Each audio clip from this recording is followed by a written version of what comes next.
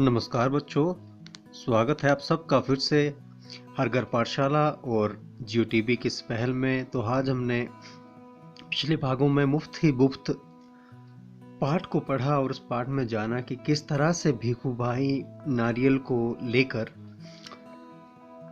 बहुत परेशान होते हैं और उसे खाना चाहते हैं, लेकिन उनके पास नारियल नहीं होता है। नारियल ना होने के कारण वो बाज़ार जाते हैं। बाज़ार में उन्हें नारियल 2 रुपये में मिलता है, फिर 1 रुपये में मिलता है, और फिर 50 पैसे में मिलने लगता है, फिर 25 पैसे में मिलने लगता है।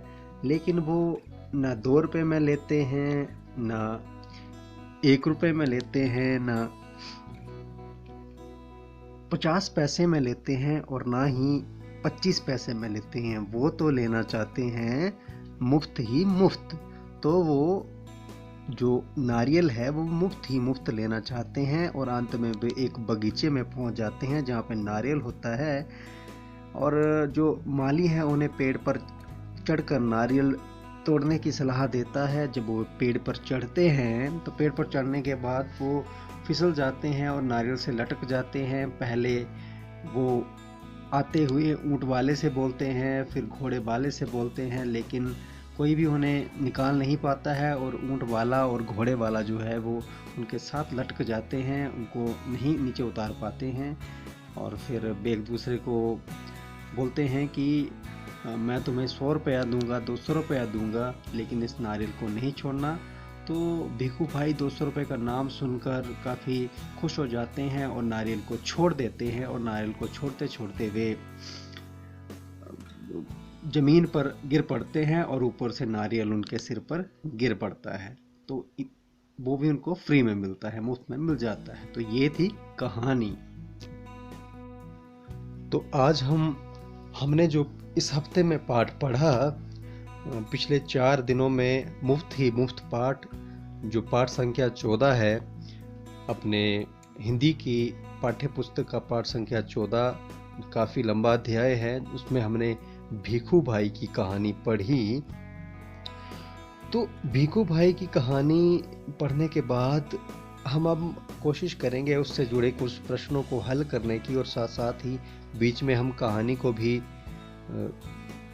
डिस्कस करते रहेंगे, चर्चा करते रहेंगे, और उसके बाकियों की चर्चा करते रहेंगे। तो सबसे पहले आपके सामने ये लर्निंग आउटकम्स आपकी स्क्रीन पर। तो इसके एक प्रश्न संख्या 1 को देखते हैं। यदि इस कहानी में भीखू भाई को नारियल नहीं बल्कि आम खाने की इच्छा होती तो कहानी कैसे बढ़ती, बताओ। तो भीखू भाई इस कहानी में नारियल नहीं बल्कि आम खाने की इच्छा होती तो कैसे बढ़ती। तो क्या हुआ था कि कहानी में भीखू भाई को नारियल खाने की इच्छा हुई थी, तो वो बाजार गए थे। तो लाना तो हमें बाजार से ही पड़ना था आम, लेकिन अब वो आम को रुपए के हिसाब से नहीं उन्होंने लाना था, आम को किलो के हिसाब से लाना। तो शायद भीखू भाई कहते कि बाजार में जाके कि ए आम वाले, आम कितने रुपए किलो दिए। तो अगर आम वाला कहता कि 2 रुपये किलो दिए, तो भीखू भाई कहता कि 2 रुपये किलो, इतने महंगे, मुझे आप 1 रुपये किलोग्राम के हिसाब से दो। और फिर इसी तरह से ही कहानी आगे बढ़ती कि भाई आम जो हैं मुझे बढ़िया बढ़िया दो, पीले पीले आम, बढ़िया रसीले आम दो। और अगर उससे आगे बात ना बनती तो फिर वो आगे जाता, और फिर भी ना बनती तो वो किसी और के पास जाता, और फिर भी ना बनती तो अंत में वो पहुंच जाता आम के बगीचे में। और आम के बगीचे में पहुंचने के बाद आम किस तरह से वो निकालता, क्योंकि नारियल को निकालना आसान नहीं होता है, लेकिन आम को निकालना आसान होता है। शायद भीखू भाई जो है वो आम को आसानी से पेड़ पे चढ़ के उतार लेता, और इस सब चीज़ों को करने के लिए उसको इतनी सारी जहमत की ज़रूरत नहीं पड़ती। वो उसे आम जो थे वो आसानी से मिल जाते, और वो बड़े सारे खूब सारे आम लेके घर वापस आता और अपनी पत्नी और खुद उनको मिलकर खाता। तो इस तरह से शायद कहानी आगे बढ़ती। अगर आपको ये कहानी आगे बढ़ानी होती तो आप किस तरह बढ़ाते, तो आपने ज़रूर लिखना है इस प्रश्न के उत्तर में। तो अगला प्रश्न है मुफ्त ही मुफ्त गुजरात की लोक कथा है। अब लोक कथा क्या होती है? जो लोगों के द्वारा बनाई गई होती है, लोगों के बारे में होती है, उसको हम लोक कथा बोलते हैं। कुछ एक ऐसी कथा जो लोगों के द्वारा बनाई जाती है, लोगों के बारे में होती है। इस लोक कथा के चित्रों में कौन कौन सी ऐसी बातें हैं जिनसे तुम अंदाजा लगा सकते हो कि यह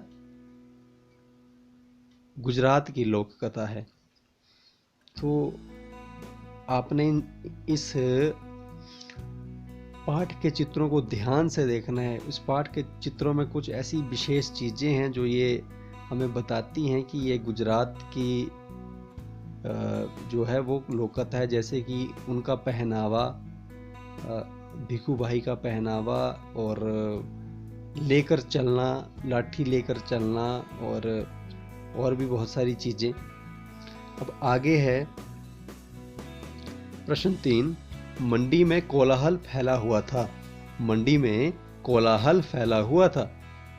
व्यापारियों की ऊंची ऊंची आवाज़ें गूंज रही थी। तो कोलाहल होता है शोर शराबा या इस तरह की आवाज़ जिसमें बहुत सारा आवाज़ें आ रही हों। तो मंडी की ऊंची ऊंची आवाज़ें गूंज रही थी। तो मंडी में क्या क्या बिक रहा होगा? मंडी वो जगह होती है जहाँ पर कोई चीज़ बिकने जाती है। जैसे कि आपने सब्जी मंडी देखी होगी, और भी चीज़ों की मंडियाँ होती हैं, फलों की मंडियाँ होती हैं, अनाज की मंडियाँ होती हैं, चावल की मंडी, गेहूं की मंडी। इस तरह से मंडी का अर्थ जहाँ पे हमें चीज़ें मिलती हैं।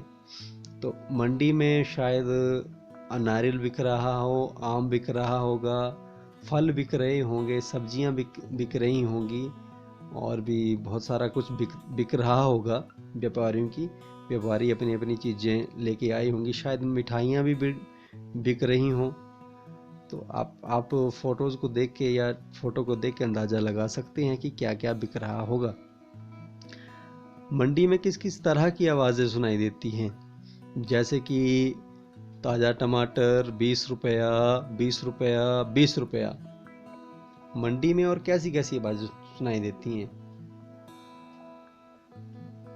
तो आपने, अगर आप किसी मंडी में गए हो तो आपने उस मंडी को सुना होगा, तो वहाँ पे आपने कैसी आवाज़ें सुनी, तो वो आपने लिखना है कि कौन सी आवाज़ें आपने सुनी, आपको कैसी कैसी आवाज़ें सुनाई दी।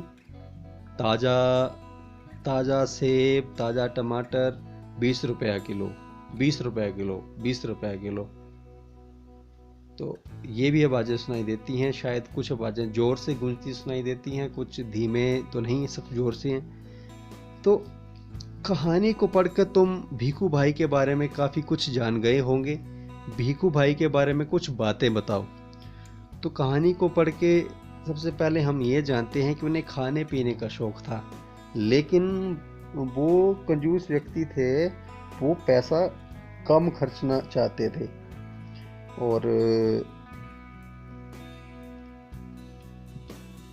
चाहे उन्हें उस चीज़ के बारे में कितनी भी मेहनत करने पड़े, लेकिन वो पैसा कम खर्चना चाहते थे। साथ ही साथ वो लोगों के साथ मोल भाव करने में भी काफ़ी अच्छे रहे थे।